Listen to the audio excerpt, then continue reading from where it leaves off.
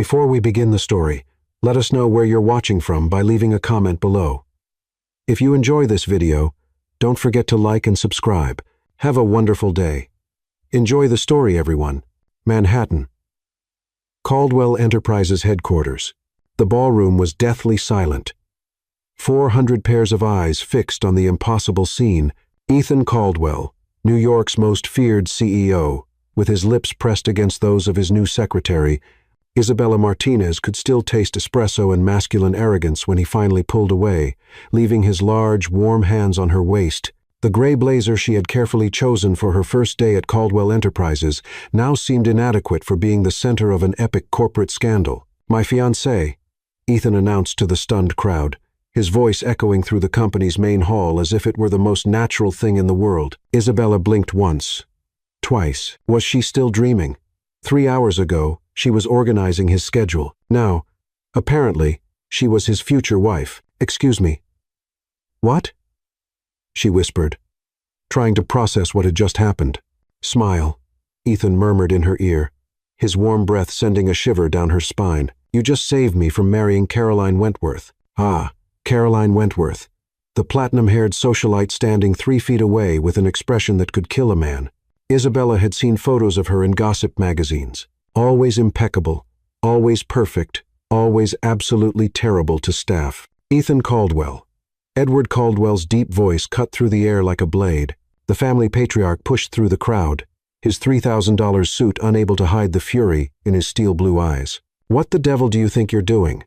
"I'm getting engaged, Father, just like you wanted." "Not with her." Edward pointed at Isabella as if she were a particularly offensive insect. "With Caroline, we had an agreement." Isabella felt blood rush to her face. "Not with her." As if she were some kind of trash Ethan had found on the street. She wasn't a Wentworth, true, but she had graduated magna cum laude from Harvard Business School and had worked at 3 of New York's biggest consulting firms before accepting this job for reasons that now seemed questionable. "The agreement was for me to get married," Ethan said, his voice dangerously calm. Isabella had known him for only a month, but had learned to recognize that tone. It was the same one he used before firing someone or destroying a competitor. "You didn't specify to whom." Caroline finally found her voice, which came out as a high-pitched screech. "This is ridiculous. I won't tolerate being humiliated by a." She looked Isabella up and down. Employee." Executive secretary, Isabella corrected automatically, then wondered why she was defending a job she had apparently just lost. "Whatever." Caroline tossed her platinum hair. "Edward, you can't allow this, Ethan." Edward Caldwell approached, his voice low and threatening. "You have 5 seconds to undo this farce before I." "Before you, what?" Ethan interrupted, pulling Isabella closer. "Disinherit me? Great. Isabella and I will start our own company, won't we, darling?" Isabella opened her mouth, but no sound came out. Her own company with Ethan Caldwell, the man who had yelled at her yesterday because she had put skim milk instead of whole milk in his coffee. She began. She's too shocked with emotion to speak. Ethan interrupted her, kissing her forehead in a way that seemed almost tender. If she didn't know he was a heartless corporate psychopath, she might even believe it was real. The crowd was murmuring now, phones appearing to capture every second of the drama. Isabella could see the headlines forming. "Billionaire rejects socialite for secretary," or "The Caldwell scandal that shook Wall Street." "This isn't over," Edward hissed. "You have 1 week to undo this farce, or I'll cut all your trust funds, and you'll be out of the company." "Perfect." Ethan smiled, but it was a shark smile. 1 week is all we need to plan the wedding." Isabella choked. Wedding? Had she agreed to a wedding? Edward Caldwell stormed out, Caroline following him like an indignant poodle. The crowd slowly dispersed, still whispering and glancing in their direction. When they were finally alone in the ballroom, Isabella turned to Ethan with blazing eyes. "Are you completely insane?" she exploded. "You can't just kiss me and announce we're engaged without asking me first. I don't even like you." Ethan blinked, genuinely surprised. "You don't like me?" "You yelled at me because I used blue pens instead of black ones. Blue doesn't match the company's visual identity. You made me work until 2 in the morning because you wanted me to reorganize your contacts by astrological sign. And you did an excellent job. I discovered I shouldn't do business with Geminis." Isabella stared at him. Was he serious? "Ethan, you realize you just put me at the center of a scandal that will probably ruin my career, right?" For a moment, Something like guilt passed through his eyes. But it was so quick she almost missed it. "Isabella," he said, his voice softer than she had ever heard. "I know it was hasty." "Hasty? You think it was hasty? But I'll make it up to you. Anything you want? Money. A new position at any company of your choice. A house." "I don't want your things," Isabella interrupted. "I want my life back. The life where I'm not a tabloid headline." Ethan ran his hand through his dark hair, messing it up. Suddenly, he no longer looked like the ruthless CEO. He looked like a 32-year-old man who had just made an impulsive choice and was beginning to realize the consequences. "Isabella, I need your help," he finally admitted. "If I marry Caroline, my life is over. She already has plans to turn Caldwell Enterprises into a cosmetics company. She wants to fire half the employees and move production overseas." Isabella crossed her arms. "And what does that have to do with me? 1 week. Give me 1 week to convince my father that we're a real couple. After that, we can discover that we're incompatible and end the engagement amicably. And what do I get out of this?" Ethan smiled, and this time it was his genuine smile, the one she had seen only a few times when he thought no one was looking. $500,000 and a recommendation letter that will guarantee you any job you want. Isabella felt her heart race. $500,000. She could pay off her student loans, help her mother with the mortgage, maybe even start the business she had always dreamed of. 1 week, she said slowly. 1 week. Ground rules. No kissing without prior warning. Agreed. Nothing to make me look stupid in front of people. I would never do that. And when this is over, you never speak to me again. Ethan hesitated for a moment, something strange crossing his face. "If that's what you want," Isabella extended her hand. "Then we have a deal, Mr. Caldwell." He shook her hand, his long fingers wrapping around hers for a moment longer than necessary. "We have a deal, Miss Martinez. Or should I say, future Mrs. Caldwell?" Isabella laughed despite herself. "Don't even think about it." As they walked together toward the elevators, Isabella couldn't help but think she had just made the most insane deal of her life. 1 week pretending to be Ethan Caldwell's fiancée. What could go wrong? Spoiler, absolutely everything. Ethan's penthouse, Upper East Side, 6:47 a.m. Isabella stared at the marble ceiling of what had to be the most expensive guest bedroom in Manhattan, wondering how her life had become a romantic comedy cliché in less than 24 hours. The Egyptian cotton sheets probably cost more than her monthly rent, and the view of Central Park from the floor-to-ceiling windows was so breathtaking it felt almost insulting. Her phone buzzed with the 17th text from her best friend, Lila. "Girl, page 6 has a photo of you and Ethan Caldwell. Your front page news. Call me, or I'm staging an intervention." Isabella groaned and pulled a pillow over her face. Page 6. Of course, she was probably being dissected by every gossip blogger in the city right now. A soft knock interrupted her spiral of doom. "Isabella." Ethan's voice came through the door. "I have coffee and croissants, and possibly a solution to our first problem." She wrapped herself in the silk robe he'd provided, because apparently even his guest bathrobes were luxury items, and opened the door.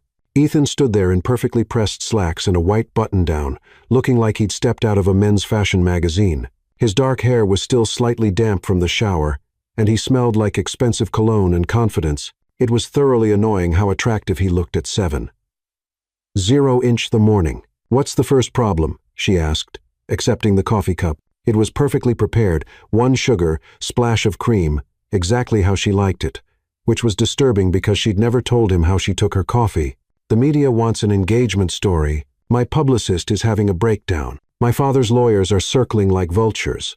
And Caroline apparently gave an exclusive interview to Manhattan Elite magazine, claiming I've had a nervous breakdown." Isabella nearly choked on her coffee. "A nervous breakdown?" Her exact quote was that "I'm clearly suffering from a psychotic episode brought on by the pressures of modern masculinity and an unhealthy obsession with my secretary." Well, she's not entirely wrong about the obsession part. Isabella paused, coffee cup halfway to her lips. "I'm not obsessed with you. You reorganized my entire workspace because you didn't like how I arranged my staplers. Organization increases productivity. You bought me a specific brand of pens because you said my handwriting looked better with them. It did look better, Isabella. You once called me at midnight to ask if I thought your tie was too blue for a morning meeting." He was quiet for a moment, then set his coffee down with a slightly sheepish expression. "Okay, I may be detail-oriented when it comes to my work environment. Is that what we're calling it?" Before he could respond, his phone rang, he glanced at the screen, and his entire demeanor shifted. "Edward Caldwell," he answered with cold professionalism. "Yes, Father, I saw the articles. No, I'm not having a breakdown. She's right here. Would you like to speak to her?" Isabella's eyes widened, and she frantically shook her head. Ethan smirked and put the phone on speaker. "Isabella, darling," he said loudly.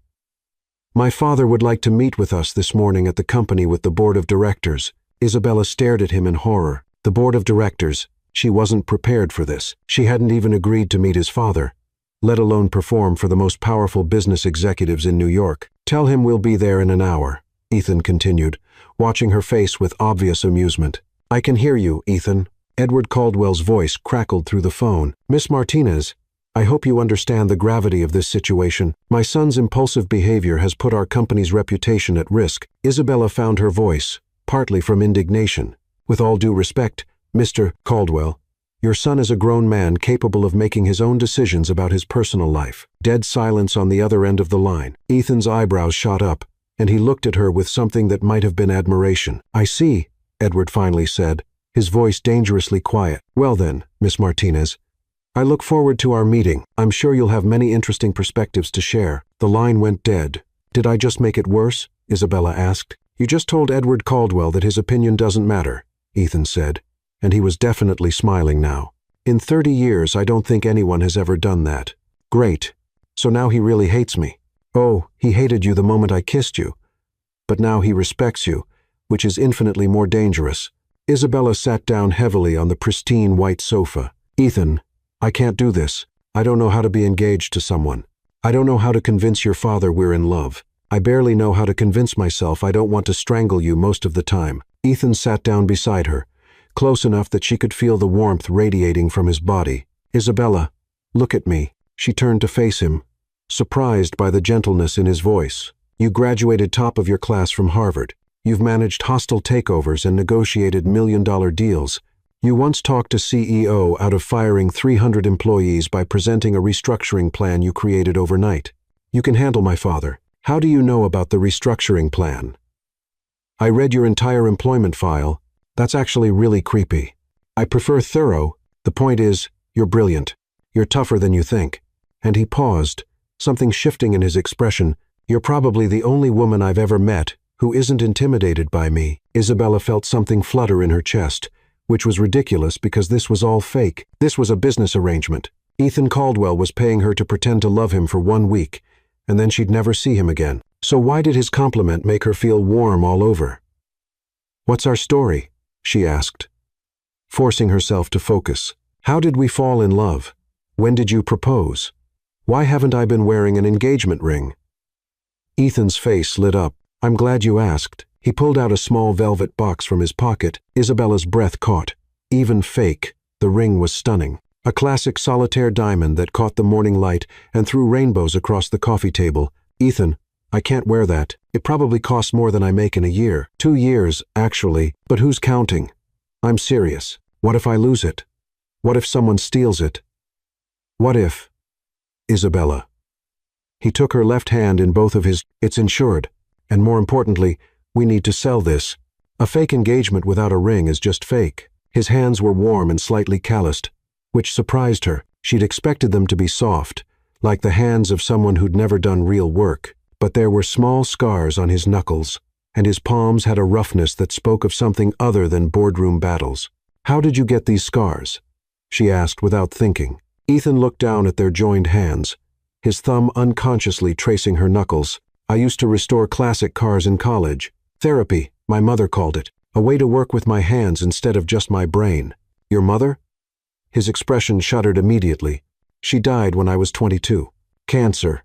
I'm sorry. She would have liked you," he said quietly. "She always said I needed someone who would call me on my nonsense." For a moment, the fake engagement didn't feel fake at all. It felt real and intimate and dangerous in a way that made Isabella's heart race. Then Ethan cleared his throat, and the moment passed. "So, our story. We've been secretly dating for 3 months. I proposed last weekend during a private dinner at Le Bernardin. You haven't been wearing the ring because we wanted to keep it quiet until we could tell our families. 3 months. But I've only worked for you for 1 month. We met when you were still at McKinsey. I hired you because I was already falling for you." Isabella blinked. "That's actually kind of romantic. I have my moments." She slipped the ring onto her finger, and it fit perfectly. Of course it did. Ethan Caldwell probably had her ring size investigated along with her employment history. "How did you know my size?" "Lucky guess," he said. But his ears turned slightly red. "Ethan, I may have borrowed one of your rings from your jewelry box yesterday while you were sleeping. You went through my jewelry box just for sizing purposes?" "I needed the ring to fit properly for authenticity." Isabella stared at him. The man had broken into her apartment, gone through her personal belongings, and somehow made it sound reasonable. "You're incredible. Thank you. That wasn't a compliment. I'm choosing to take it as one." Despite herself, Isabella laughed. There was something disarming about Ethan when he wasn't being the ruthless CEO. Something almost charming, which was dangerous thinking for a fake fiancé. "All right," she said. Standing up and smoothing down the silk robe, "Give me 30 minutes to shower and put on my armor." "Armor?" "My best power suit. If I'm going to face the Caldwell Industries board of directors and convince them I'm worthy of their golden boy, I need to look the part." Ethan stood as well, and suddenly they were standing very close. Close enough that she could see the gold flecks in his brown eyes. Close enough to notice that he had a small scar near his left temple. "Isabella," he said softly. "Yeah.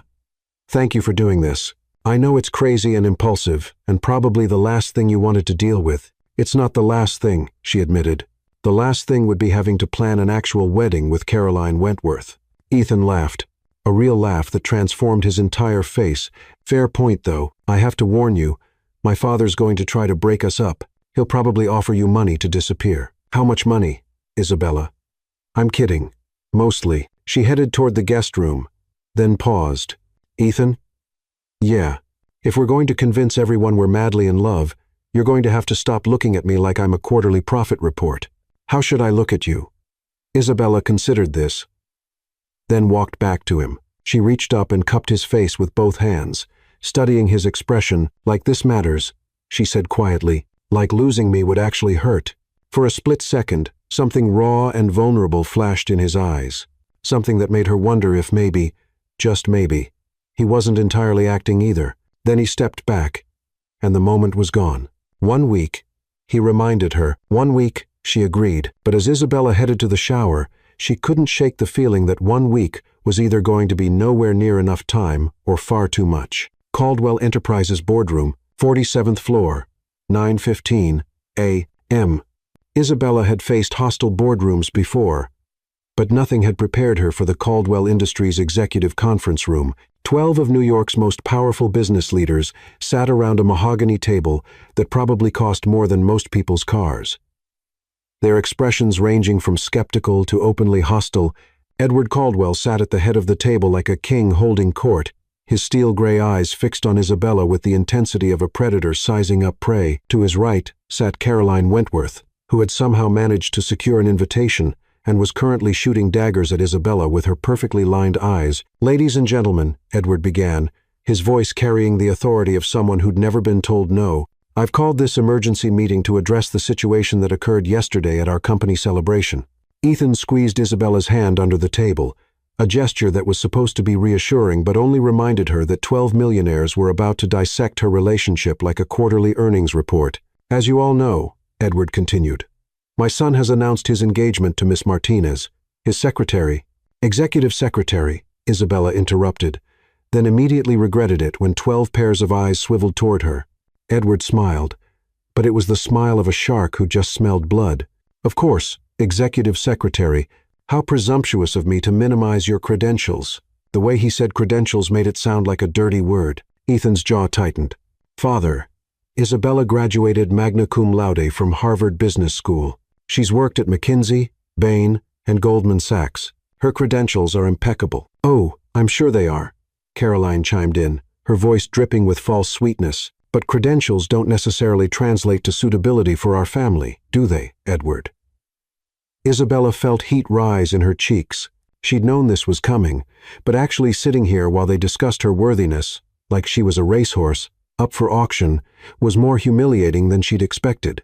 "With all due respect," Isabella said, her voice steady despite the adrenaline coursing through her veins, I didn't realize I was applying for a position in your family.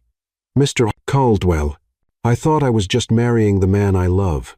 The word love hung in the air like a challenge. "Love?" Edward repeated, as if tasting something unpleasant. "How quaint. Ethan, you'll forgive me if I find the timing of this great love affair somewhat convenient. Yesterday morning you were engaged to Caroline. Yesterday afternoon you were engaged to your secretary. That's quite an emotional transformation in the span of a few hours." "Actually," Ethan said, his voice dangerously calm, "Isabella and I have been seeing each other for 3 months. We kept it private out of respect for professional boundaries." 3 months? Caroline scoffed. "Isn't that interesting? Considering you and I had dinner together just last week, and you certainly didn't mention being in love with someone else." Isabella's stomach dropped. She hadn't known about a recent dinner with Caroline. That wasn't part of their story. Ethan didn't miss a beat. "Caroline, you and I have had many dinners over the years as family, friends. That doesn't mean I discussed my private relationships with you." "Private relationships." Eleanor Bradshaw, the board's oldest member, leaned forward. "Mr. Caldwell, you understand that as the future CEO of this company, your personal relationships are very much our business. This engagement affects our stock price, our public image, and our corporate partnerships, especially our partnership with Wentworth Industries," added Henry Liu, the CFO. "Caroline's father has invested heavily in our expansion plan." Isabella could feel the walls closing in. This wasn't just about her and Ethan anymore. This was about money and power and corporate alliances that she'd never even considered. "I think," Caroline said, standing gracefully, "that we should give Ethan some time to reconsider. Clearly, he's been under tremendous pressure lately, and people make impulsive decisions when they're stressed." "I'm not stressed," Ethan said sharply. "And I'm not reconsidering anything, Ethan." Edward's voice carried a warning. "Let's be practical. Miss Martinez is lovely, I'm sure, but she's not one of us. She doesn't understand our world, our responsibilities, our expectations." Isabella had had enough. "You're right," she said, standing up so suddenly that her chair rolled backward. "I don't understand your world. I don't understand how you can sit around a table and discuss human beings like business acquisitions. I don't understand how you can try to arrange your son's marriage like it's a corporate merger. And I definitely don't understand how you can stand there and act like my background somehow makes me unworthy of basic respect." The room was dead silent. "But here's what I do understand," Isabella continued, her voice gaining strength.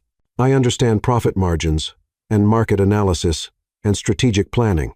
I understand that your company's stock has dropped 12% in the past 6 months because your expansion into Asian markets has been a disaster. I understand that 3 of your major clients are considering jumping ship because your customer service ratings are the worst they've been in 5 years." Edward Caldwell's face was turning an interesting shade of purple. "I also understand," Isabella pressed on, "that Ethan has increased productivity in every department he's managed by an average of 32%, that his innovations in supply chain management saved this company $14 million last year, and that if you force him out, your competitors will be lining up to hire him before his resignation letter hits your desk." She turned to look at Ethan, who was staring at her with an expression of complete amazement. "So, with all due respect, Mr. Caldwell, maybe the question shouldn't be whether I'm good enough for your family. Maybe it should be whether your family is good enough for him." Isabella grabbed her purse and headed for the door. "If you'll excuse me, I have work to do. Ethan, I'll be in your office when you're finished here." She walked out with her head held high, leaving behind a room full of stunned executives and one very smug-looking fake fiancé. Ethan's office. 20 minutes later, Isabella was pacing behind Ethan's desk when he finally appeared, closing the door carefully behind him. "That," he said, "was either the most brilliant thing I've ever witnessed or the most suicidal." "Probably both," Isabella admitted. Sinking into his leather chair, "I just told off your father and the entire board of directors. I'm pretty sure I just ended both our careers." "Actually," Ethan said, moving to stand in front of his desk, "you just did something no one has done in 20 years. "What's that?" "You made my father speechless." Isabella looked up at him. "Is that good or bad?" "With Edward Caldwell, it's definitely good. He respects people who fight back, even if he'd never admit it." Ethan perched on the edge of his desk, close enough that Isabella could smell his cologne. "Where did all that come from?" "The stock prices, the client retention rates, the productivity statistics." Isabella shrugged. "I read everything. Industry reports, internal memos, financial statements. If I'm going to pretend to be your fiancé, I need to understand your business well enough to defend it. You researched my company for a fake engagement. I research everything, Ethan. It's what I do. He was quiet for a moment, studying her face. You know, when I first hired you, I thought you were just exceptionally organized. And now I think you might be smarter than I am. Isabella felt that dangerous flutter in her chest again. Don't sound so surprised. I did go to Harvard.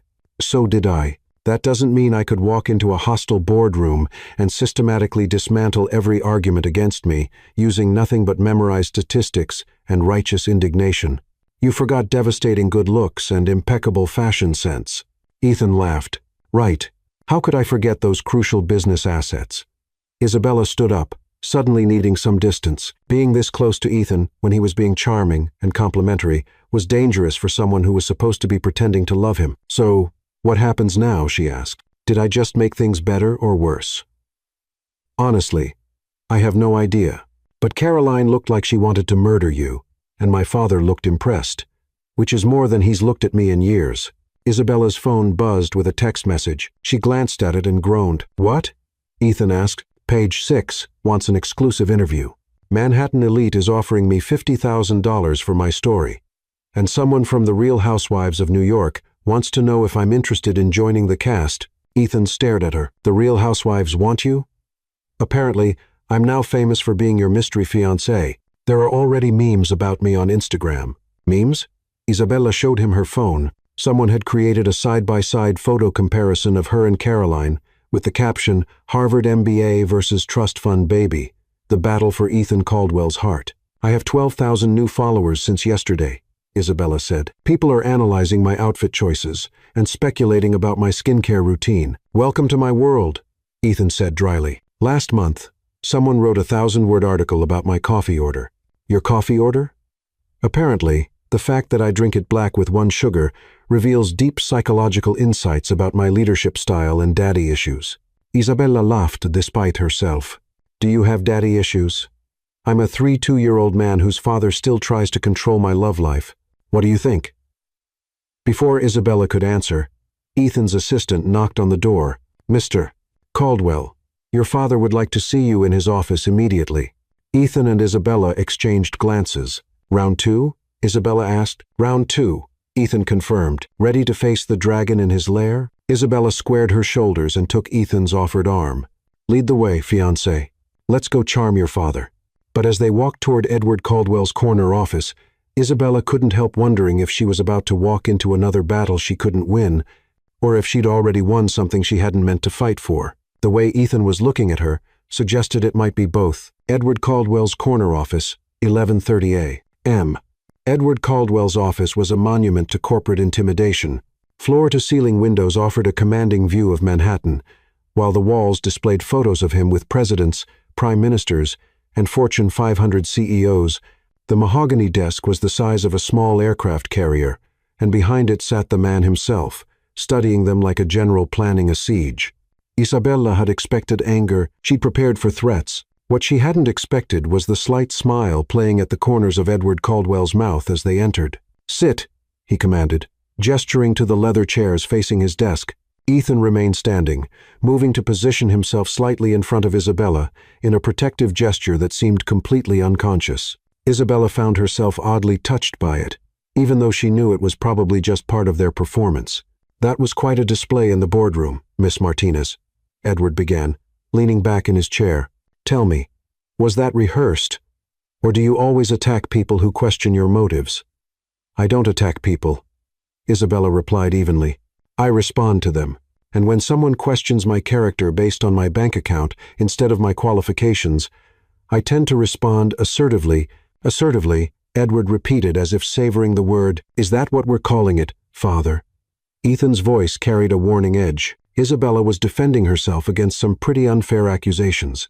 Unfair? Edward stood and moved to the windows, his hands clasped behind his back. Ethan, your fiancé just accused me of trying to arrange your marriage like a business transaction. Aren't you? Isabella asked before Ethan could respond. The question hung in the air like a challenge. Edward turned from the window, his steel-gray eyes fixed on Isabella with an intensity that made her feel like a bug under a microscope. Miss Martinez, do you have any idea what it means to run a family business? I have some idea, yes. Do you understand the responsibility that comes with managing not just a company, but a legacy? The weight of knowing that thousands of families depend on the decisions you make every day? Isabella felt Ethan tense beside her, but she kept her focus on Edward. I understand responsibility, Mr. Caldwell. What I don't understand is how arranging your son's marriage protects that legacy. Edward smiled then, a real smile that transformed his entire face. Excellent question, Ethan. Your fiancée is smarter than the last 3 women you dated combined. The last 3 women I dated were your choices, Ethan pointed out dryly. Exactly my point. Edward moved back to his desk but remained standing. Miss Martinez, I've been trying to find Ethan a suitable wife for 10 years. Do you know why? Isabella shook her head, though she suspected she wasn't going to like the answer. Because he's terrible at it, Edward continued, absolutely hopeless. He dates models who can't spell portfolio, socialites who think quarterly reports are some kind of seasonal magazine, and career women who see him as a stepping stone to their own ambitions. I'm right here, Ethan interrupted. Yes, you are. And you're about to marry a woman who just proved she understands this business better than half my board of directors. Edward's gaze shifted to Isabella, which brings me to my real question, Miss Martinez. What do you want? I'm sorry? It's a simple question. What do you want from this engagement? Money, social status, a position in the company. Everyone wants something from the Caldwell family. The only question is whether they're honest about it. Isabella felt the weight of both men's attention on her. This was the moment of truth, and she realized that her answer would determine not just the success of their fake engagement, but possibly Ethan's relationship with his father. I want Ethan to be happy, she said finally. Edward raised an eyebrow. That's it? That's it. Not money. I have my own money. Not status. I have my own career. Not power. Isabella considered this more carefully. I want the power to protect the people I care about. Beyond that, power for its own sake has never interested me. Edward studied her for a long moment, then moved to a cabinet and pulled out a bottle of what looked like very expensive whiskey. It's noon somewhere, he said, pouring 3 glasses. Miss Martinez, you're either the most honest woman I've ever met or the most sophisticated liar. I prefer to think of myself as refreshingly direct. Edward handed her a glass, then one to Ethan. To refreshing directness, he said, raising his whiskey in a toast, and to my son's continued ability to surprise me. They drank, and Isabella tried not to cough as the whiskey burned its way down her throat. It tasted like it cost more than her car. Now then, Edward settled back into his chair. Let's discuss the practical matters.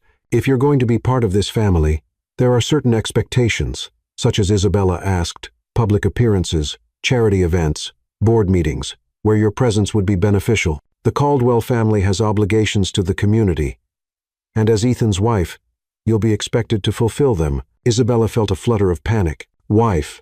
They were talking about her as if the engagement was real, as if she was actually going to marry Ethan Caldwell and become part of this corporate dynasty. I think we're getting ahead of ourselves, she said carefully. Ethan and I are still figuring out our timeline. Are you?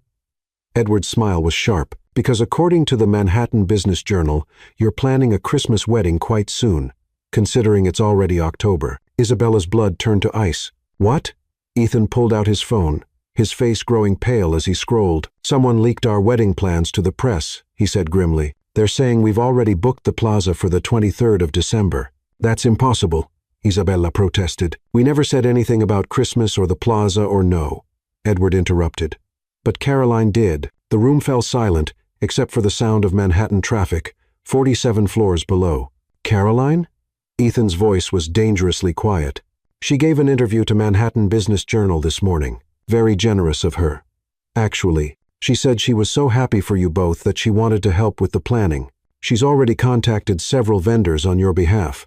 Isabella felt like she was going to be sick. She's forcing our hand, she realized. If we don't get married by Christmas, it'll look like the engagement was fake. Very astute, Edward agreed. Caroline always was clever, vindictive, but clever. Ethan was staring at his phone screen like it had personally betrayed him. She's already told Town and Country that Isabella will be wearing her grandmother's dress. She's given quotes about how romantic it is that I'm marrying my secretary. She's even suggested menu options for the reception. I'm going to kill her, Isabella said flatly. Get in line, Ethan muttered. Edward laughed.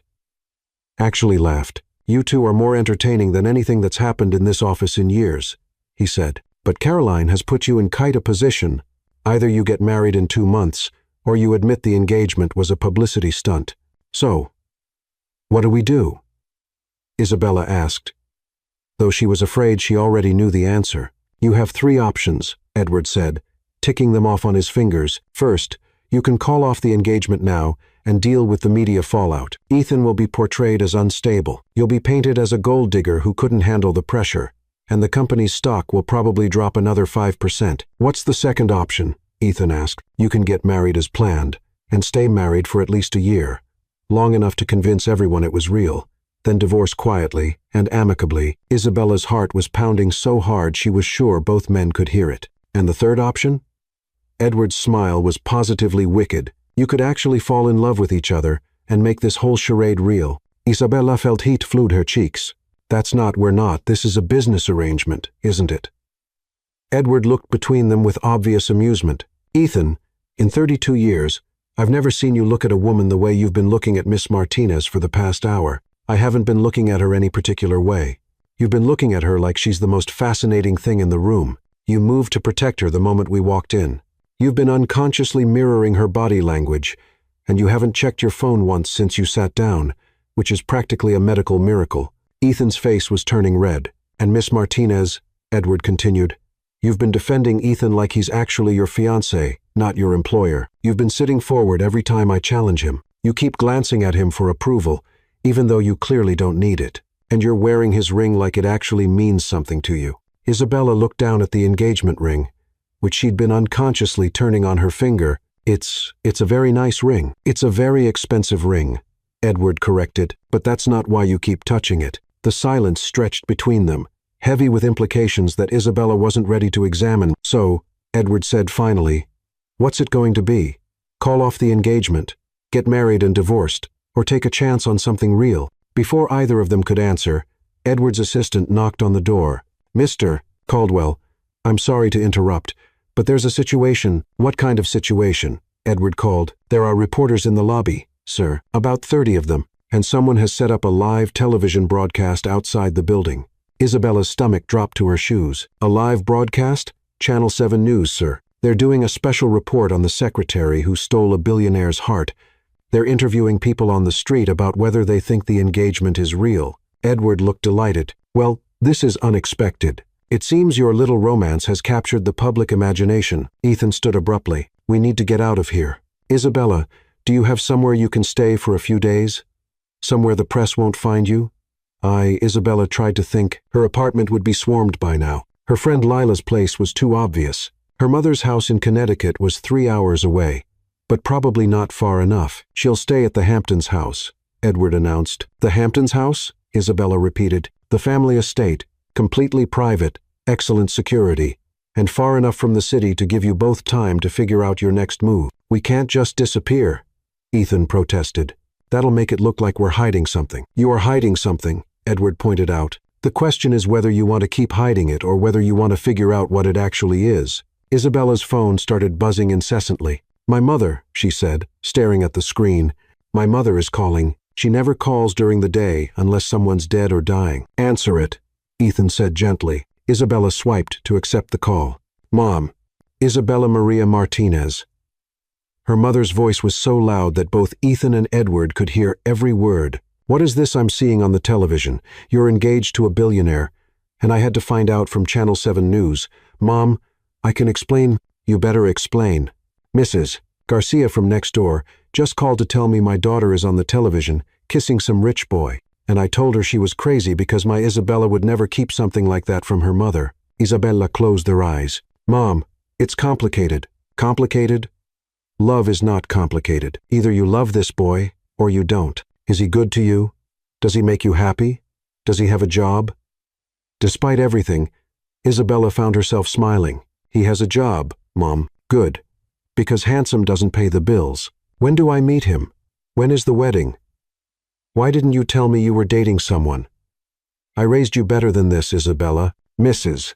Martinez. Edward stepped forward and gently took the phone from Isabella's hand. This is Edward Caldwell, Ethan's father. Isabella watched in horror as Edward Caldwell, corporate titan and ruthless businessman, was about to meet her mother over the phone.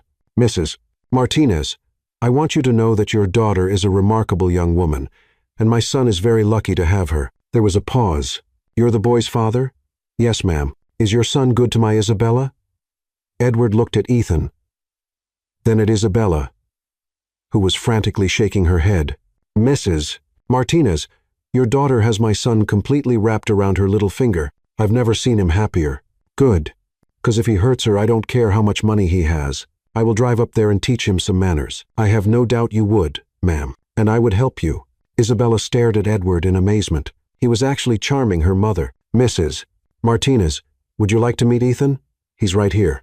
Put him on. Edward handed the phone to Ethan, who looked like he was about to face a firing squad. Hello, Mrs.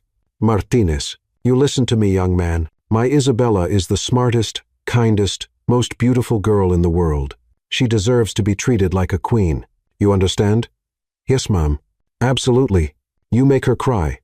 I make you cry. You break her heart. I break your legs. Are we clear? Ethan looked at Isabella, who was covering her face with her hands in embarrassment. Crystal clear, Mrs. Martinez.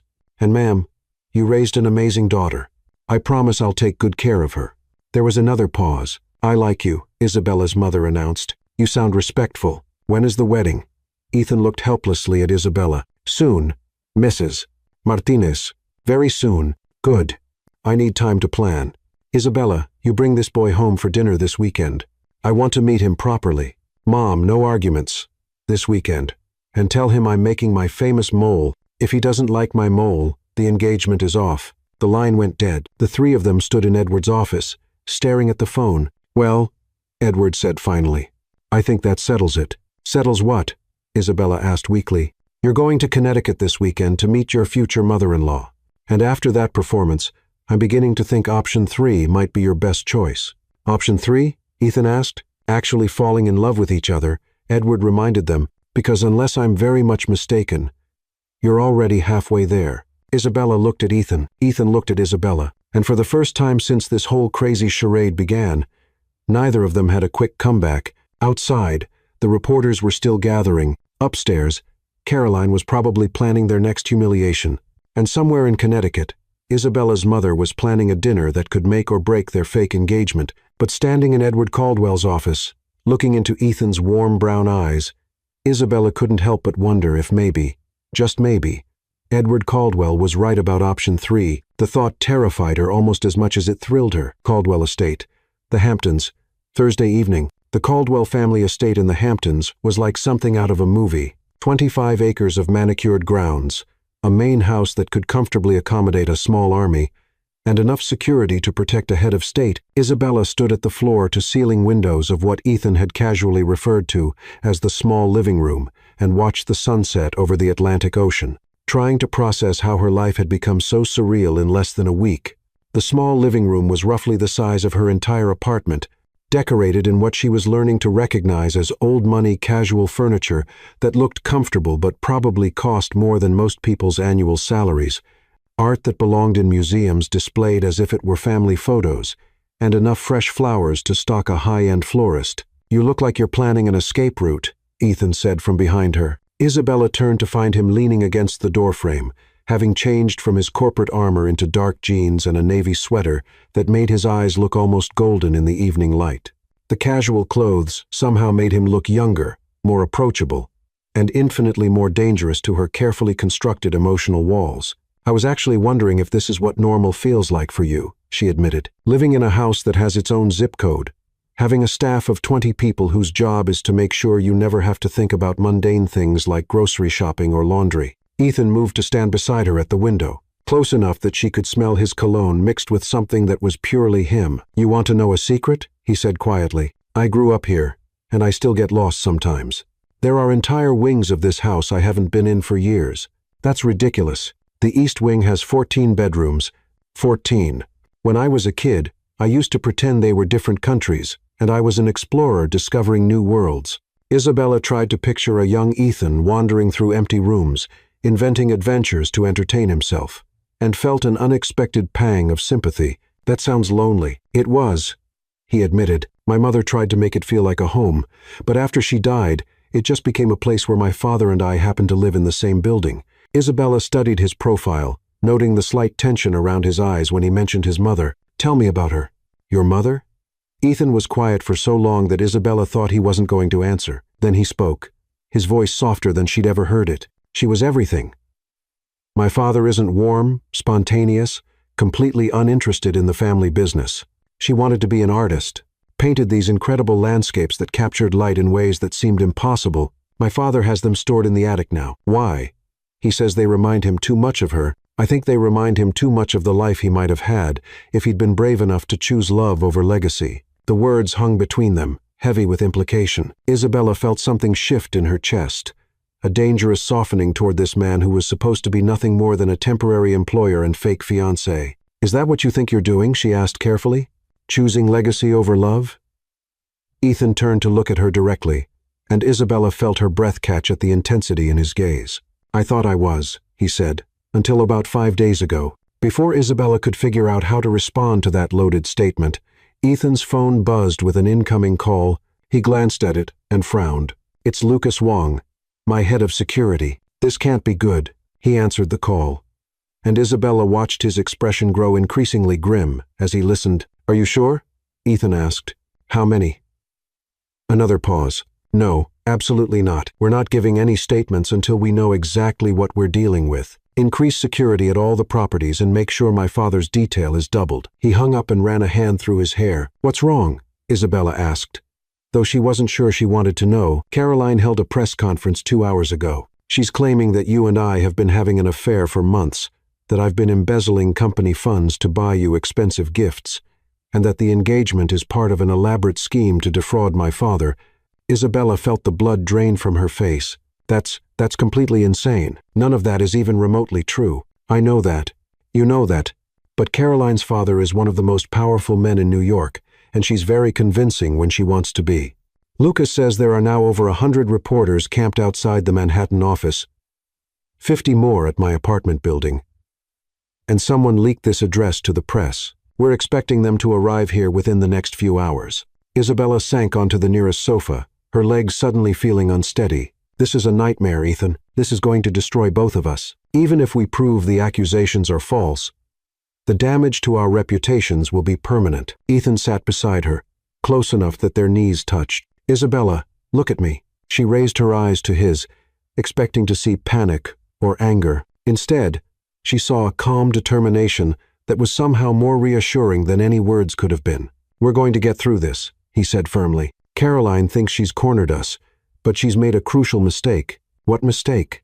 She's underestimated you, and she's definitely underestimated us. Before Isabella could ask what he meant, his phone rang again. This time it was Edward. Dad? Ethan answered, putting the call on speaker. Ethan, I assume Lucas briefed you on Caroline's latest performance. He did. How bad is it? Well, the good news is that Caroline's accusations are so outrageous that several board members are questioning her motives. The bad news is that the SEC is launching an investigation into the embezzlement claims. Isabella felt sick. A Securities and Exchange Commission investigation would tear apart every aspect of Ethan's professional life and probably hers too. How long do we have before they freeze assets? Ethan asked. 48 hours. Maybe 72 if our lawyers can stall. But Ethan, there's something else you need to know. Edward's voice carried a gravity that made Isabella's stomach clench with dread. Caroline's team has been digging into Isabella's background. They've contacted her previous employers, her landlord, even her college roommates. They're looking for anything they can use to support the narrative that she's a gold digger who seduced you for money. Isabella's hands began to shake. The idea of strangers prying into every aspect of her life, twisting innocent interactions into evidence of some elaborate con, was almost too much to bear. That's an invasion of privacy, she managed to say. It's politics, Edward replied grimly, and Caroline is very good at it. But here's the thing. They haven't found anything. Every person they've spoken to has had nothing but positive things to say about you, your work ethic, your integrity, your character. If anything, their investigation is backfiring. Small comfort when my entire life is being dissected by strangers, Isabella muttered. Isabella, Edward's voice gentled in a way she'd never heard before. I know this is overwhelming, but I want you to know that, regardless of what happens with this engagement situation, you have my full support, both personally and professionally. Isabella blinked in surprise. Edward Caldwell, the man who'd initially treated her like an unwelcome intruder, was offering to protect her. "Thank you," she said quietly. That means a lot. It should. I don't offer my protection lightly. But Isabella, I meant what I said earlier. I think you're exactly what my son needs. And more importantly, I think he's exactly what you need, too. Isabella glanced at Ethan, who was studying her face with an expression she couldn't quite read. "Dad," Ethan interrupted, "what's our next move? You're going to Connecticut tomorrow as planned. You're going to meet Isabella's family. You're going to act like the happy couple you're supposed to be, and you're going to let Caroline's accusations hang themselves. The more desperate her claims become, the less credible she appears. And if the SEC investigation finds irregularities?" Isabella asked. "They won't," Edward said confidently, "because there are no irregularities. Ethan may be many things, but he's not a thief. His financial records are cleaner than a surgical suite." After they hung up, Isabella and Ethan sat in silence for several minutes, watching the last rays of sunlight fade over the ocean. "Ethan," Isabella said finally, "I need to ask you something. And I need you to be completely honest. Okay, is there any part of you that regrets this? Any part that wishes you'd just married Caroline and avoided all this drama?" Ethan was quiet for so long that Isabella began to think she had her answer. Then he shifted on the sofa to face her fully, his expression more serious than she'd ever seen it. "Isabella, 5 days ago, my biggest concerns were quarterly profit margins and whether my tie matched my pocket square. I had a plan for my life that involved marrying someone appropriate, producing the requisite heirs, and eventually taking over the family business. It was safe, predictable, and completely soulless." He reached out and took her hand, his thumb tracing circles on her palm in a gesture that seemed unconscious but sent shivers up her arm. "Then I kissed you in that ballroom, and everything changed. Not just the external circumstances, but something inside me. For the first time in my adult life, I feel like I'm actually living instead of just existing." Isabella's heart was beating so fast she was sure he could hear it. "Ethan, do I regret kissing you? No. Do I regret the chaos that followed? Absolutely not. Do I regret the fact that Caroline is trying to destroy both of us? Only because it's hurting you. And the idea of you being hurt because of something I did makes me physically ill." Isabella stared at him, trying to process what he was saying. "You realize this complicates everything, right?" she whispered. "Everything was already complicated. The moment I realized that somewhere between you reorganizing my filing system and arguing with my father, I started falling for you." The words hit Isabella like a physical blow, not because they were unwelcome, but because they perfectly articulated what she'd been trying not to acknowledge about her own feelings. "We can't," she started. "Can't what?" "Can't fall in love. This was supposed to be business. A week of pretending. Then we go our separate ways. Clean, simple, uncomplicated." Ethan smiled. But it was a sad smile. "Isabella, when has anything about us been clean, simple, or uncomplicated?" Before she could answer, her phone rang. The display showed her mother's contact photo, a candid shot of her laughing while making tamales last Christmas. "I should take this," Isabella said, grateful for the interruption. Her emotional walls were crumbling faster than she could rebuild them, and Ethan's proximity was making it impossible to think clearly. "Mom," she answered. "Mija, thank goodness. I've been trying to call you for hours. Mrs. Garcia showed me the news on her computer. They're saying terrible things about you on the internet." Isabella closed her eyes. Of course, her mother had seen the accusations. "Mom, none of it is true. You know me better than that." "Of course, I know you better than that. You think I raised a daughter who would chase after men for money? But Mija, these people, they're saying you're a—" Her mother's voice dropped to a whisper. "A gold digger." "I know, Mom. We're handling it. Good. Because I already called your Tia Carmen, and she's calling her friend who works at that Spanish-language news station. We're going to tell them the real story about my Isabella." Isabella's blood pressure spiked. "Mom, no. Please don't talk to any reporters. It'll just make things worse." "Worse? How can it be worse? They're attacking my daughter's character. No one attacks my family without consequences." Isabella could practically hear her mother's protective instincts kicking into overdrive, and while she was touched by the loyalty, the last thing they needed was her family getting involved in the media circus. "Mom, listen to me very carefully. I need you to promise me that you won't talk to any reporters, no matter how nice they seem or how much they say they want to help. Can you promise me that?" There was a pause. "Isabella, are you in some kind of trouble? Real trouble?" Isabella looked at Ethan, who was watching her with concern evident in his eyes. It's complicated, Mom, but I'm safe, and I'm not alone. Ethan is taking care of me. Put him on the phone. Mom, put him on the phone. Isabella. Now. Isabella handed Ethan her phone with an apologetic look. Mrs. Martinez.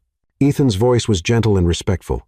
Isabella could hear her mother's rapid-fire Spanish through the phone but couldn't make out the words. Ethan listened intently, occasionally responding with, "Yes, ma'am," or "I understand." Finally, her mother switched back to English. "You listen to me, young man. My Isabella is the strongest person I know, but right now, she needs someone to protect her. Can you do that?" "Yes, ma'am. I promise you I won't let anyone hurt her." "Good, because if you fail, you'll answer to me. And mijo, I may be small, but I am fierce when it comes to my daughter. I have no doubt about that, Mrs. Martinez. And ma'am, I need you to know that your daughter is the most remarkable woman I've ever met. She's brilliant and brave, and completely capable of taking care of herself. But you're right, she shouldn't have to face this alone." There was a long pause. Then Isabella heard her mother's voice soften. "I like you more every time we talk. You see my Isabella the way I see her. She's pretty hard to miss," Ethan said, his eyes meeting Isabella's across the sofa. After a few more minutes of conversation, Ethan handed the phone back to Isabella. "Your mother wants to talk to you, Mija." Her mother's voice was warm but firm. "I like this boy. He speaks about you the way a man should speak about the woman he loves. Mom, no arguments. You bring him home this weekend like we planned. I want to meet him properly, and I want to feed him my mole and see if he's worthy of my daughter. The reporters, let them come. I'll show them what happens when they mess with the Martinez family." Despite everything, Isabella found herself smiling. "I love you, Mom. I love you too, Mija. And Isabella, don't let these people make you doubt yourself. You are good enough for any man, billionaire or not. If he's smart enough to see that, he gets to keep you. If not, he doesn't deserve you anyway." After they hung up, Isabella sat back against the sofa cushions and closed her eyes. "Your mother is terrifying," Ethan observed, in the best possible way. "She's going to grill you like a criminal suspect this weekend. I'm looking forward to it." Isabella opened her eyes to find Ethan watching her with an expression of such tenderness that it made her chest ache. "Why?" she asked. "Because she raised you." And he hesitated, then seemed to make a decision. "Because I want her approval. Not for the fake engagement, but for me, for us, for whatever this is becoming." Isabella felt her carefully constructed defenses finally crumble completely. Sitting in this gorgeous house with reporters about to descend on them like vultures, facing accusations that could destroy both their careers, she realized that she was falling for Ethan Caldwell in the most inconvenient way possible. "Ethan," she said quietly, "what happens if we can't untangle the fake from the real? What happens if, when all this is over, we don't want to walk away from each other?" He moved closer, close enough that she could see the gold flecks in his brown eyes, close enough to count the faint freckles across his nose that she'd never noticed before. "Then we don't walk away," he said simply. "We figure out how to make it work. We deal with the media. We handle Caroline. We convince everyone that this crazy thing between us is worth fighting for. And if it doesn't work, if we try for real and fail..." Ethan cupped her face in his hands, his thumbs brushing across her cheekbones. "Then at least we'll know we tried. At least we'll know we were brave enough to choose love over safety." Isabella searched his eyes, looking for any sign of doubt or hesitation. Instead, she found only warmth and determination and something that looked remarkably like love. "This is crazy," she whispered. "Completely insane," he agreed. "We've known each other for 5 days. Best 5 days of my life, Isabella." He silenced her with a kiss that was nothing like the performance they'd put on in the ballroom. This kiss was soft and questioning, an invitation rather than a demand. Isabella felt herself melting into him, her hands fisting in his sweater as she kissed him back with 5 days' worth of suppressed longing. When they finally broke apart, both breathing hard, Ethan rested his forehead against hers. "Isabella," he said quietly, "I know this is fast and crazy and completely terrifying, but I need you to know that whatever happens with the investigation or the media or Caroline's schemes, my feelings for you are real. This isn't part of the act anymore." Isabella felt tears prick at her eyes, overwhelmed by the honesty in his voice and the tenderness of his touch. "Mine too," she admitted. "My feelings are real too." They might have sat there kissing and confessing their feelings all night, but Ethan's phone buzzed with a text from Lucas Wong. "Press convoy spotted on Route 27.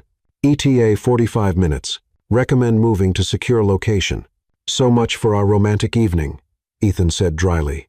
Reading the message, "Where exactly is the secure location in a house this size?" Isabella asked. Ethan smiled, and this time it was pure mischief. "Ever seen a panic room that's bigger than most New York apartments?" As they gathered their things and headed for what Ethan casually referred to as the family bunker, Isabella couldn't help but laugh at the absurdity of her situation. A week ago, her biggest concern had been whether Ethan Caldwell would notice if she used the wrong font in his correspondence. Now she was hiding from reporters in a luxury panic room, having just confessed her feelings for a man who was either going to be the love of her life or the spectacular end of her career. Possibly both, but as Ethan's hand found hers in the hallway, their fingers intertwining like they belonged together, Isabella realized that for the first time in her carefully planned life, she was okay with not knowing what came next. All she knew was that she wanted to find out together. Martinez family home, Bridgeport, Connecticut, Saturday evening. Isabella stood in her childhood bedroom, staring at her reflection in the same mirror where she'd practiced her valedictorian speech 12 years ago. The girl who had dreamed of conquering the business world seemed like a stranger now. That Isabella had been so certain about her path, so confident in her 5-year plan.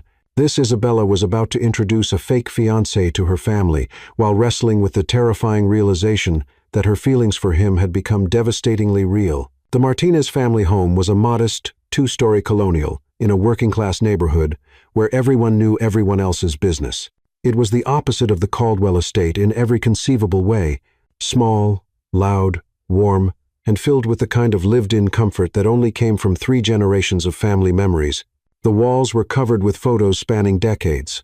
Isabella's graduation pictures next to her grandmother's wedding portrait, her cousin Miguel's military deployment photo beside her aunt's quinceañera, memories. And everywhere, the smiling faces of a family that had built their wealth in love rather than money. "Mija," her mother's voice carried up the stairs. "Your novio is here." Isabella's stomach fluttered with a mixture of anticipation and terror. Ethan had spent the morning being briefed by his legal team while she'd driven to Connecticut alone, needing the 3-hour journey to prepare herself for what felt like the most important performance of her life. Except it wasn't a performance anymore, was it? Somewhere between Caroline's accusations and confessing their feelings in the Hamptons, this had become real in a way that terrified her.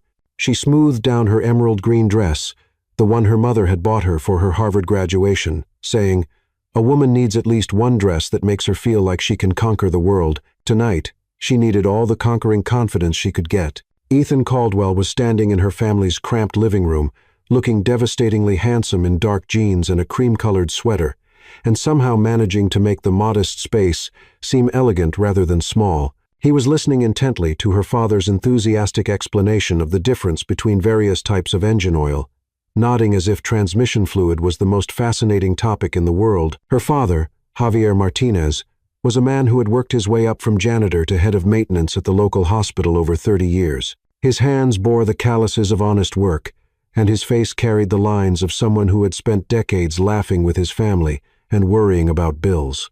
He was also, Isabella knew, the best judge of character she'd ever met, and that's why you never, ever use conventional oil in a car with over 100,000 miles, her father was saying. The seals adjust to the thicker oil, and if you switch back, you'll have leaks everywhere. "That makes perfect sense," Ethan replied, and Isabella could tell he was genuinely interested, not just being polite. "I have a 1967 Mustang that I've been restoring, and the mechanic told me something similar about using the wrong grade oil in classic engines." Her father's eyes lit up like Christmas morning. "A 2067 Mustang? Fastback or convertible?" "Fastback, 289 V8, 4-speed manual. I've been working on it for about 10 years whenever I can find the time." "Dios mío." Her father breathed. "Isabella, this boy has good taste. The 2067 is the holy grail of Mustang." Isabella descended the stairs, and Ethan's conversation with her father came to an abrupt halt. The way he looked at her like she was the most beautiful thing he'd ever seen made her pulse quicken and her cheeks warm. For a moment, she forgot they had an audience. "You look incredible," Ethan said softly, moving toward her. "Thank you," she managed.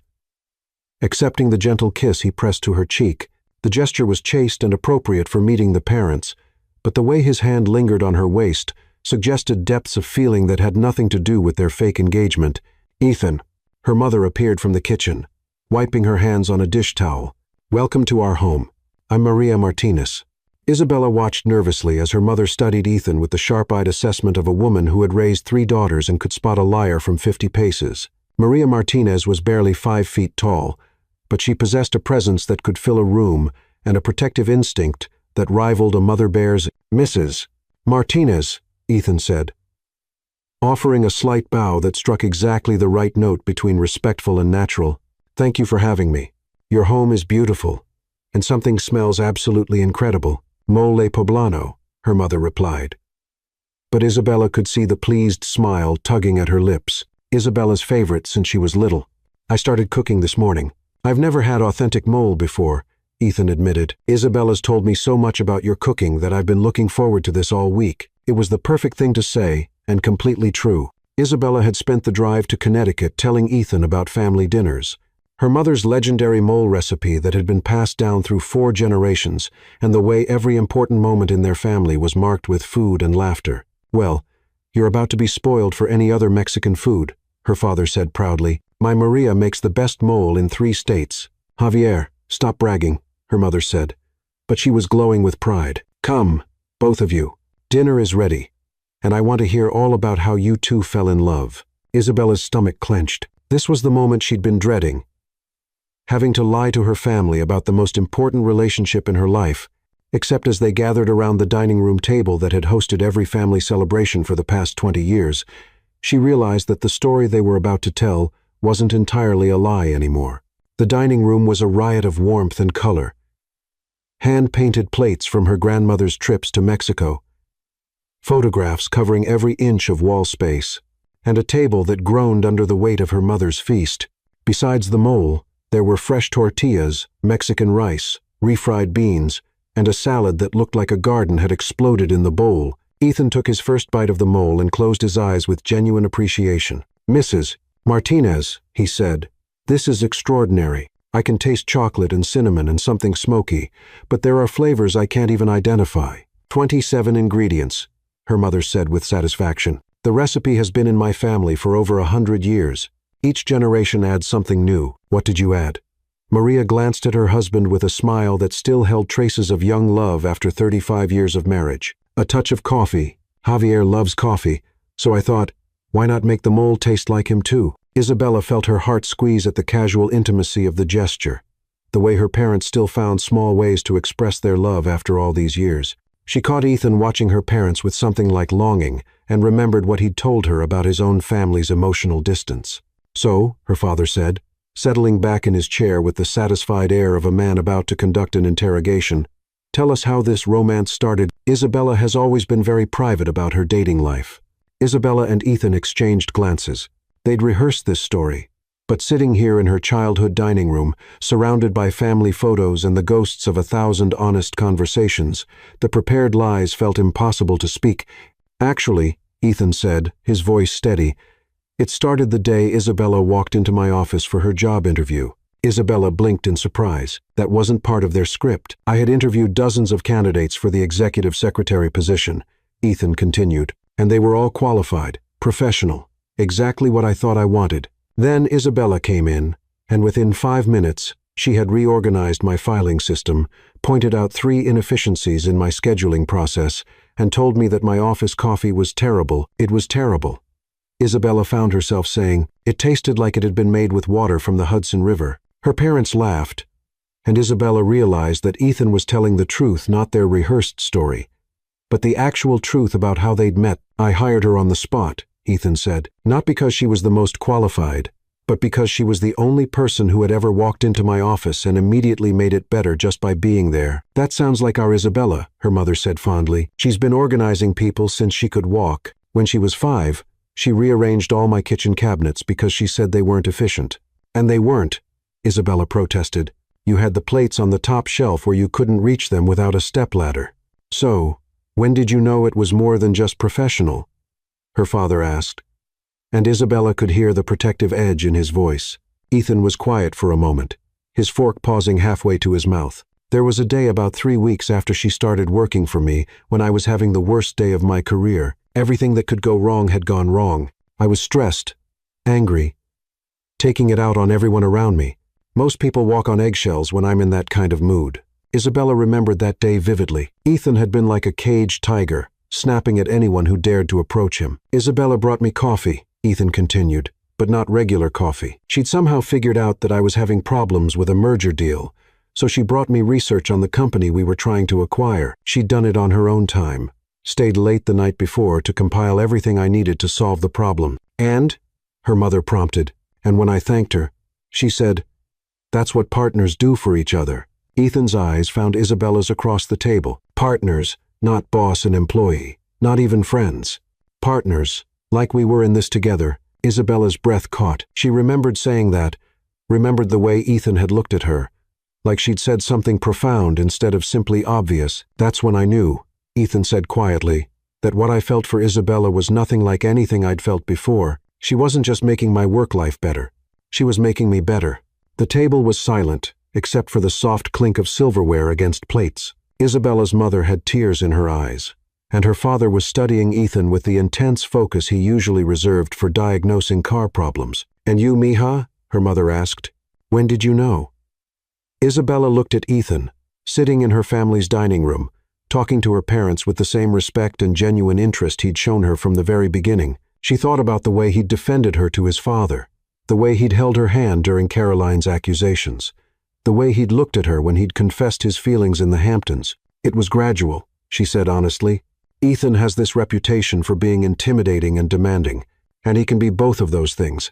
But he's also kind in ways that people don't see. He remembers that I don't like sugar in my coffee, but I do like cinnamon. He notices when I'm stressed and somehow always manages to give me the most interesting projects when I need a distraction."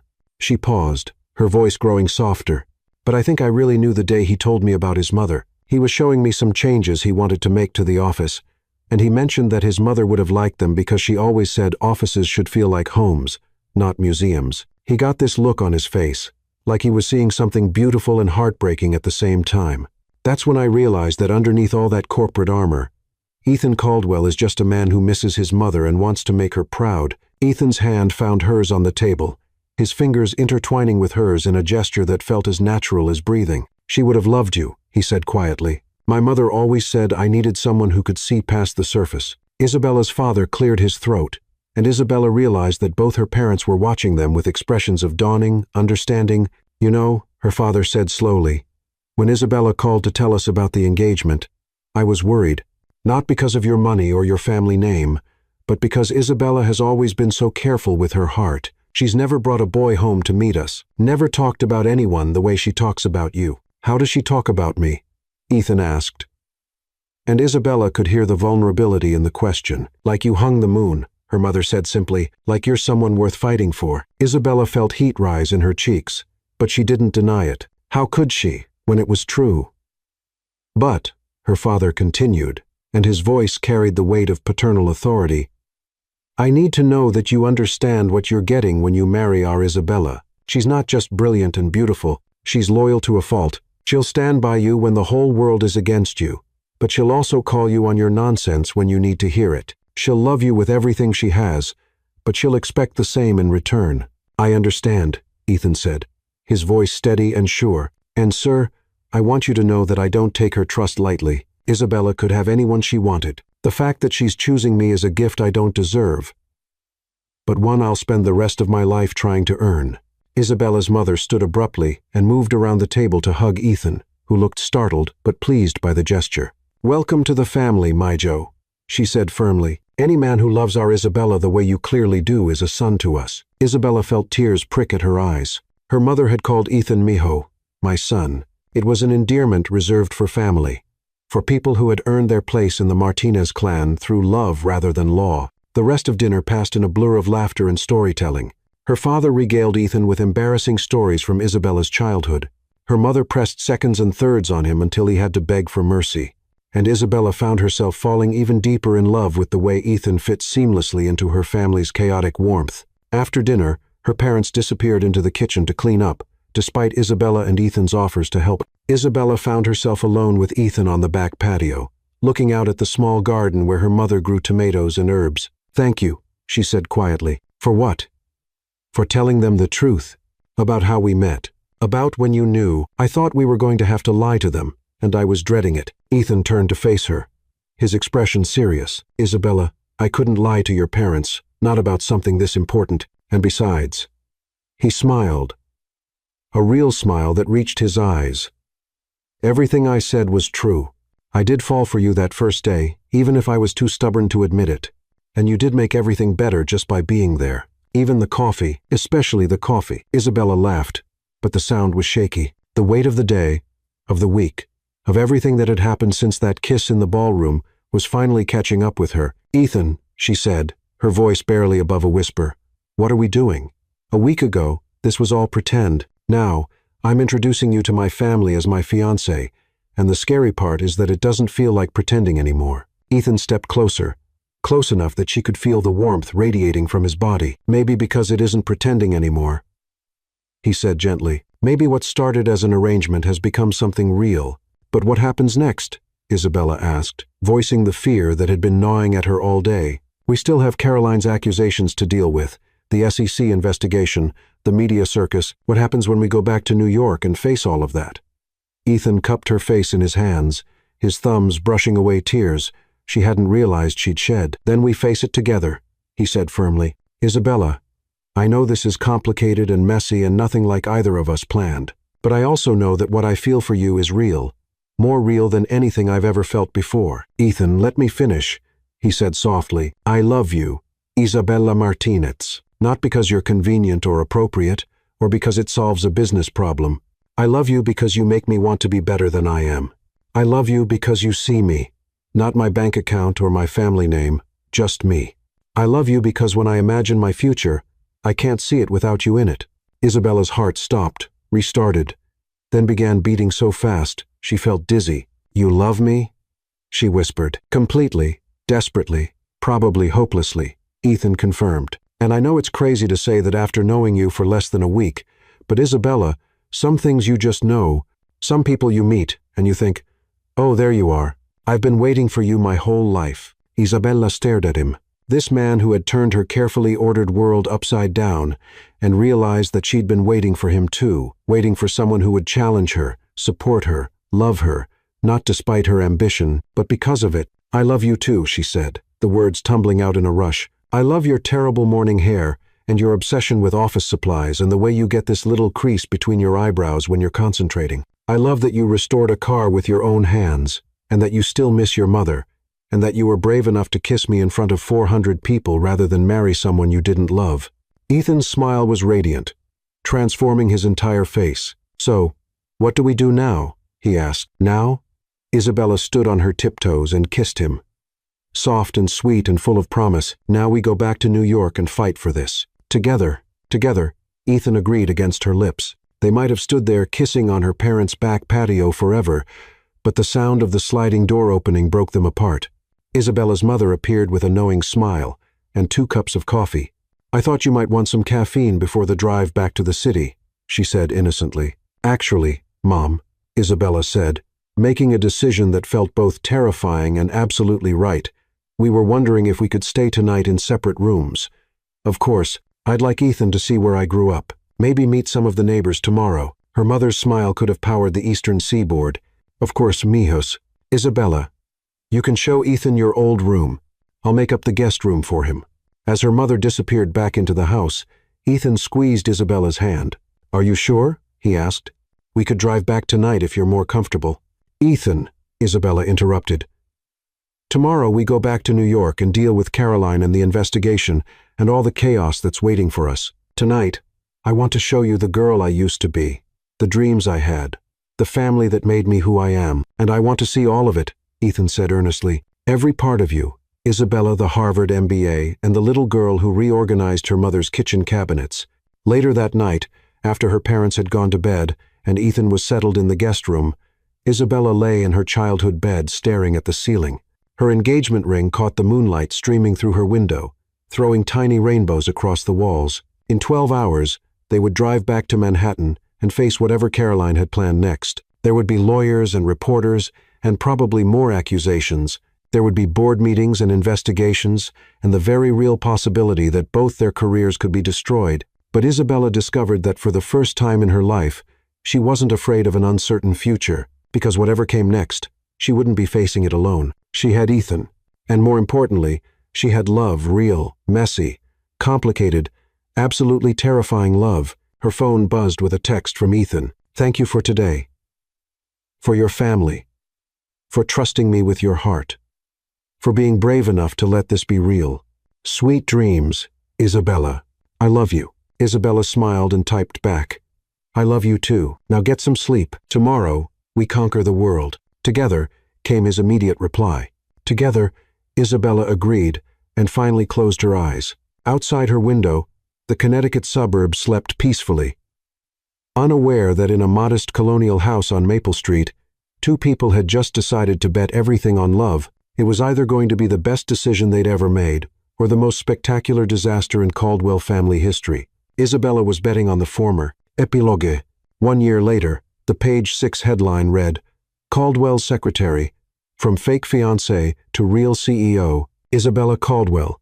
She was still getting used to the name, sat in the corner office that had once belonged to Caroline Wentworth's father, reading the article while sipping coffee that was absolutely perfect, 1 sugar, splash of cream, prepared by her husband of 6 months. The SEC investigation had cleared both her and Ethan of any wrongdoing, but not before Caroline's schemes had spectacularly backfired.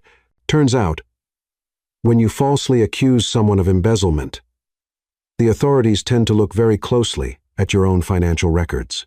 Caroline was currently serving 18 months for securities fraud and conspiracy, while her father had been forced to sell Wentworth Industries to avoid bankruptcy. Caldwell Enterprises, meanwhile, had its most profitable year in company history. Funny how things worked out when you promoted people based on merit instead of social connections. "Mrs. Caldwell." Ethan appeared in her doorway, looking devastating in a navy suit and the tie she'd bought him for his birthday. "Ready for lunch? Where are we going?" Isabella asked, standing and smoothing down her emerald green dress. "Somewhere special," Ethan said mysteriously, helping her into her coat. "I promise you'll like it." 20 minutes later, they were standing in the ballroom where they'd first kissed, now decorated for the Caldwell Enterprises annual charity gala. Isabella looked around the space where their whole adventure had begun, marveling at how much had changed. "Remember what you said to me that first day?" Ethan asked, pulling her into his arms for a slow dance to music only they could hear. "Which part?" "I said a lot of things. That first day, you said that sometimes the most important decisions we make are the ones we make without thinking." Isabella smiled, remembering, "I also said you were completely insane." "You weren't wrong," Ethan admitted, spinning her around the empty dance floor, "but sometimes insanity is just another word for love." "Is that your professional opinion, Mr. Caldwell?" "That's my expert opinion, Mrs. Caldwell, based on extensive research and personal experience." Isabella laughed and kissed her husband, in the same spot where they'd first kissed a year ago. Some stories, she reflected, had the most unexpected beginnings, but the best ones had the most perfect endings. The end